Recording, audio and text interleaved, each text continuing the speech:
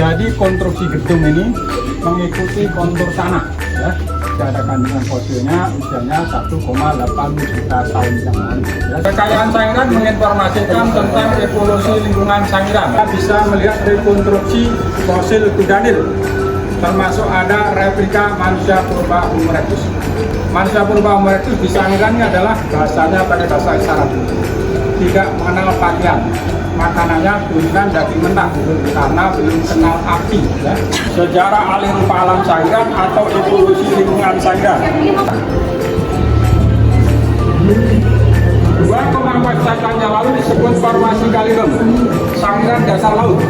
Ada ikan, ada kura-kura, ada kerang, banyak hidup di Sangiran pada saat itu.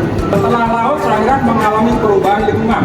Terjadinya tumbukan-tumbukan lempengan laut, gempa tektonik, Sangiran berubah menjadi rawa dan Manusia bakau. purba merupakan proses evolusi yang panjang dan terbagi dalam beberapa tahap utama.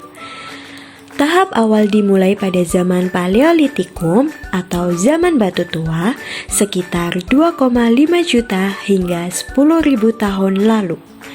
Ketika manusia purba seperti Homo habilis dan Homo erectus mulai menggunakan alat-alat batu sederhana untuk berburu dan meramu. Mereka hidup secara nomaden, berpindah-pindah sesuai dengan ketersediaan makanan, dan memulai mengembangkan kemampuan dasar seperti mengendalikan api untuk memasak dan menjaga kehangatan. Perkembangan berikutnya terjadi pada zaman Mesolitikum atau zaman Batu Madya, sekitar 10.000 hingga 5.000 tahun lalu. Ketika manusia mulai menetap sementara di satu tempat, mengolah lingkungan sekitar, dan meningkatkan keterampilan dalam memancing serta berburu hewan. Memasuki zaman Neolitikum atau zaman batu muda sekitar 5.000 hingga 2.000 sebelum Masehi, terjadi revolusi besar dalam cara hidup manusia. Mereka mulai bercocok tanam, berternak, dan membangun desa-desa kecil yang memungkinkan mereka menetap secara permanen.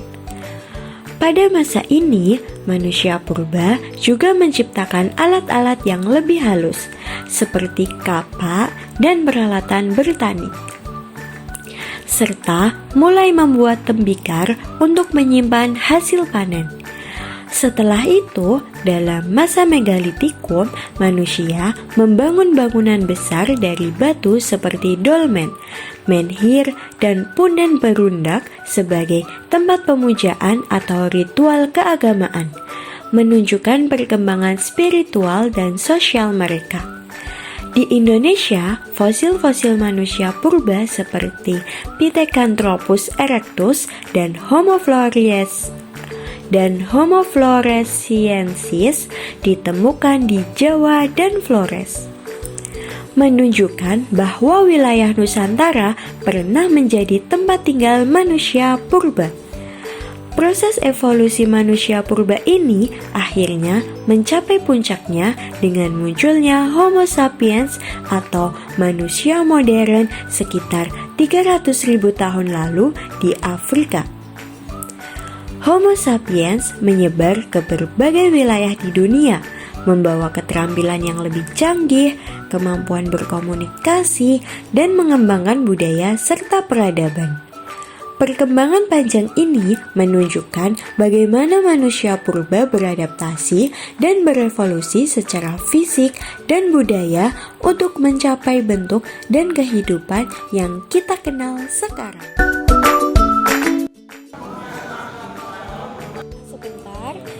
Perkenalkan, saya Cantika Putra Vero dari kelompok 2, izin meminta waktunya untuk diwawancarai tentang Balung Buto.